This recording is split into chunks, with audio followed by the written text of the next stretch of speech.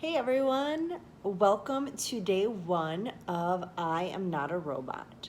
If you are new to me and Ayurveda Life, I am Angela Glass and I am the founder of Ayurveda Life.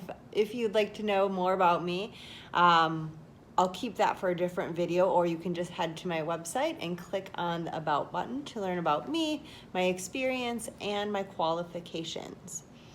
So, what you are about to embark on this week is a 4-day experience or workshop that I created to help you shift away from autopilot and help you be more purposeful with your actions. And we're going to do all of this through the lens of Ayurveda, also known as the sister science to yoga, right, or known as the medical side of yoga. So really in today's video, we are going to break down the foundational pieces of Ayurveda, and then we're going to use those as we move through the rest of our week. And these foundational pieces are key, right? What we are going to be talking about is what you're going to use in all of your homework assignments to better understand yourself, to really help you communicate with others, to build stronger relationships, to set goals, all of the things that you want to do. And I guess I should say, because you signed up for this, right? It is something that you want to do, and you want to do it with more purpose and actually achieve those goals or build those better relationships when you set your mind to it. So without further ado, let's start talking about Ayurveda.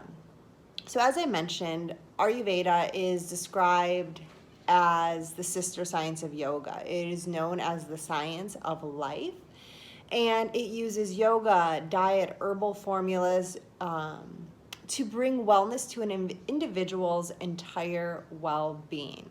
So Ayurveda recognizes each individual with a different body constitution and a mental constitution and a psychological constitution.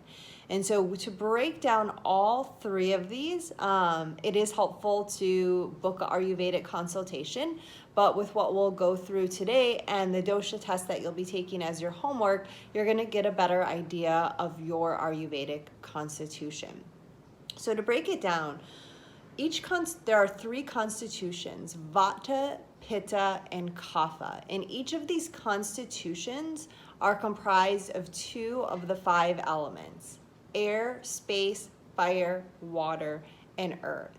So Vata is comprised of air and space, Pitta is comprised of fire and water, and Kapha is comprised of earth and water. And without overcomplicating it, what I usually have clients do is, rather than worry about the constitution itself, right, the Vata, the Pitta, and the Kapha, I have them start to observe the elements and their qualities. So if we really break down each of these elements, we see that they have their own aura, right, their own ambiance, their own energy. And so Ayurveda believes that like increases like. So to create balance, we need to bring in the opposite elements or the opposite qualities, whether it be through our diet, whether it be through our environment, whether it be through, the way that we are exercising. So Vata, air and space, right, these elements hold the qualities of light, cold, dry, and mobile. So someone that is more Vata dominant, they're going to hold those qualities. So physically, it might look like they're more prone to dry skin, dry hair, dry nails. That mobile quality, they might be a little more prone to insomnia, worry, depression, inability to focus. They are more prone to poor circulation, so they tend to be cold more than those that are dominant in the other doshas. And yeah, I think that's about it that I'm going to go over in this video. You are going to get a little guidebook when you do the dosha test today that's going to tell you even more about that dosha. But if we break down Pitta, Pitta is fire and water, right? And we look at the qualities of those elements. Fire is hot and it's sharp and it's mobile. we look at water, right, it's also mobile. It also has this, it can have this oily effect. So those that are pitta dominant physically, within their physical bodies, they might be prone to more heartburn, rashes, inflammation, more sensitive to the sun. Physically, they are more prone to being a little more irritable, but also very sharp and witty and intelligent. Kapha is earth and water, and those elements hold the qualities of heavy and stable, sometimes stagnant, soft, right? So there are quite a few qualities that we can list for all of them, but if we just really think about what these elements do and how they function naturally in nature, we can start to see how they might manifest within us, our bodies and our minds. So those that are kapha dominant in their bodies, they might be more prone to weight gain or obesity. They might be more prone to oily skin, oily hair. They are known as the lovers of the doshas because they have this very grounding energy, but they're also more prone to attachment, right? They have this, like if you mix earth and water together, you get mud, so this sticky, gooey quality. So they are more prone to attachment. So they are those people that might be more inclined to live in the same place for a long time. They are really attached to their relationships. And all of these things that I am briefly mentioning, right, there are the positives and the negatives. So being grounded is great, right? It makes us feel stable, it makes us feel safe. But also if we're too grounded, right, we might not want to experience other things.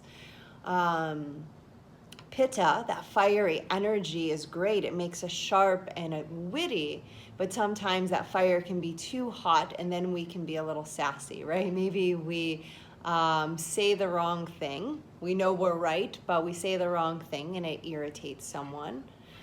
Vata, they have that mobile energy, which gives them lots of creativity, but as I mentioned, it can also cause worry and distraction, the inability to focus. So let me see if there's anything else I wanted to mention in today's video. All right, there is two more things. I wanted to talk about what is called Procruti and Vikruti. So while we are all mostly dominant in one of these doshas, these elements, we are still comprised of all of them. We are still comprised of all of the elements. So that means that even if we are dominant in one, we can still experience an imbalance in another one. So our Procruti is our fixed constitution, right? That's like who we are. It gives us our personality, it gives us our features, it gives us the whole shebang. But our Vikruti is our imbalance.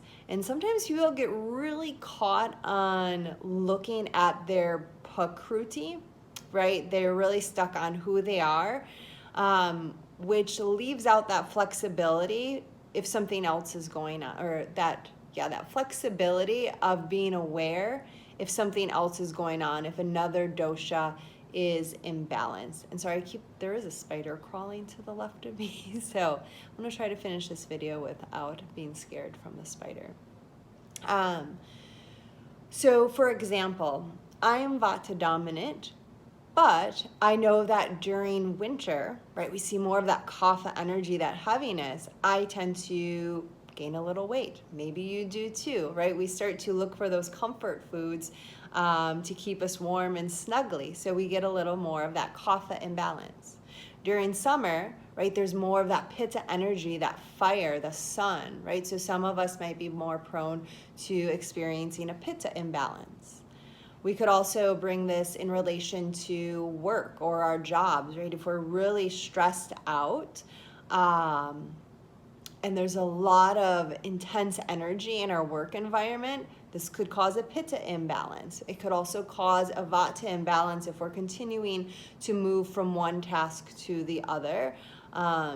because our environment is not allowing us the ability to focus on one thing, so can aggravate that Vata dosha.